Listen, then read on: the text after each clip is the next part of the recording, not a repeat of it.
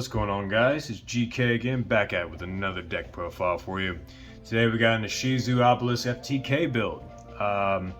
Honestly, this deck is pretty nutty. We run all the Ishizu cards, Tearlaments, and, you know, the big boy himself. But without further ado, let's just go ahead and get into it. So, we'll start out with the Tearlament package. We have 2 Rhino Heart, 3 Sheeran, 3 Havness, and 3 Merly. Pretty standard package. I prefer 2 Rhino Heart. Don't find the third one necessary here. Honestly, we've seen how things went at the YCS. Complete mess with those decks, but honestly, this is the best deck to kind of run with the Obelisk build. And I'll kind of get into why, especially with the new Ishizu cards. The Ishizu cards just milling ongoingly. Help gets cards in the grave that you need to be there, including Obelisk himself, or just the trap itself, and I'll explain everything here on how all that works. Next, we got the Ishizu cards. We only run 2 Keldo, 2 Medora, 3 Calbec, and 3 Agito.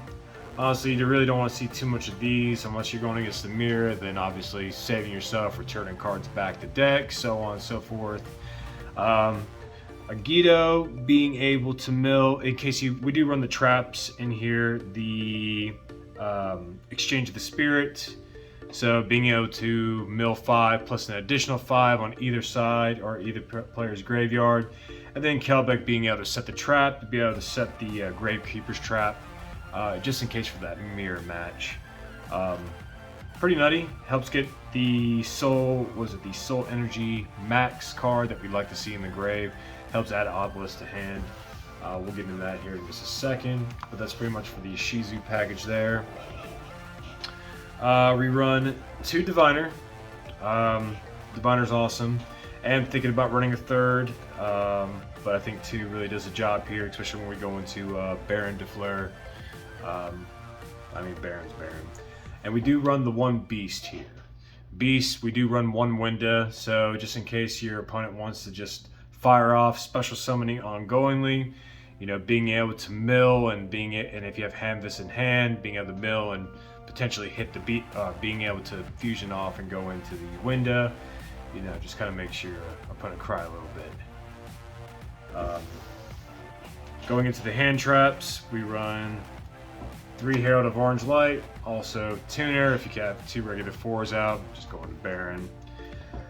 Now, for the Obelisk build, Obelisk portion, we do run 2 Obelisk the Tormentor, 3 the Break and Ruin God, and then 3 Soul Energy Max. So let me explain each one with their normal abilities here. Breaking Ruin God, what that does, it pretty much special summons your Obelisk the Tormentor from hand or grave. You cannot negate the activation. He is unaffected by all card effects. Just an easy way of just getting Obelisk out the swing of your opponent. Also, it has a grave effect. If you use Obelisk's ability or popping 2 cards on the field from Soul Energy Max or Obelisk, you could banish the Breaking Ruin card and burn your opponent for 500 for each monster they have in the grave. Remember, you have to banish their monsters in grave, and it burns them for 500 apiece. It's pretty good.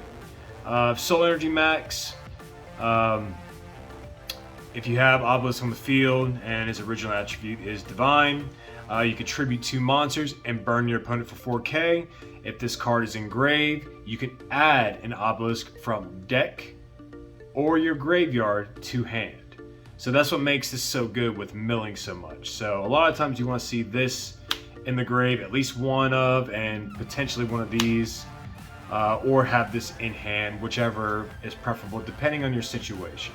So if you already got 3 monsters out, also the other ability here was what I almost forgot, that if you activate this in grave and add the Obelisk to hand, you contribute 3 monsters on the field and summon the Obelisk to Tormentor. So it's pretty nutty, if I do say so myself here. So just the whole concept of being able to potentially FTK your opponent first turn is pretty good, especially with an Egyptian god. I've been having fun with it. Moving on, we run 2 Perlarino. Would run a 3rd, but like I said, I'm not trying to spend a bunch of money right now. So if you got a 3rd one, run a 3rd. If not, hey, 2's good enough as is. We do 1 Foolish Burial and 1 Instant Fusion.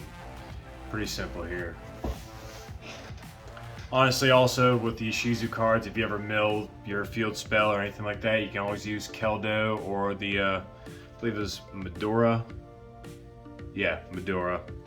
And put them back in your deck. For your traps, we do run 2 Exchange of the Spirit and then the 1 Gravekeeper's Trap. Exchange of the Spirit is actually pretty neat. So if you end up milling 15, if you and your opponent have 15 cards in your graveyard, you can activate that card and literally switch their deck with their grave. And that's pretty awesome, especially I went up against like Draco Slayers, for instance, and being able to flip-flop them like that, my opponent couldn't play. It made him sad. It was really good, so I was really pleased with that. And then we run 1 Tearlament Meta Noise. Probably will run the Crime in here. Crime is awesome, especially negating the spells. So when you're going against people that play Necro Valley and things of that nature, Crime is probably recommended for this. So if you got it, run it. For the extra deck, we do run 2 Kit Kalos, 1 Kaleido Heart, and 1 Rukalos. Pretty standard for the Tearlament package.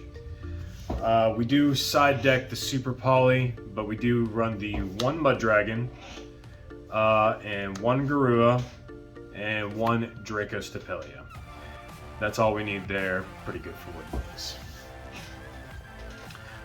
For links, we run the 1 Sprite Elf, 1 Dark, 1 Unicorn, and 1 Access Code.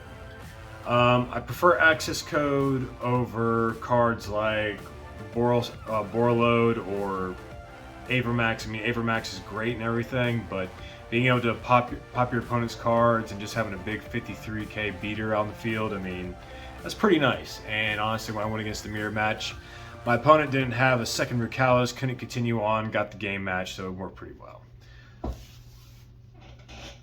For XEs, for the Flunder players, we run the Maguska, and then also for Mirror, the Dweller. Pretty standard. And then for the 1 XE, 1 Baron Deflator. Baron is Baron. But anyways, guys, that's pretty much it. I hope you guys enjoyed. Please like and subscribe. Leave a comment. Let me know what you think. Let me know your ideas and maybe some different builds and maybe some other decks you'd like to see me play. And I can give you my 2 cents on the matter. Well, guys, have a good one. Take it easy. Happy Wednesday.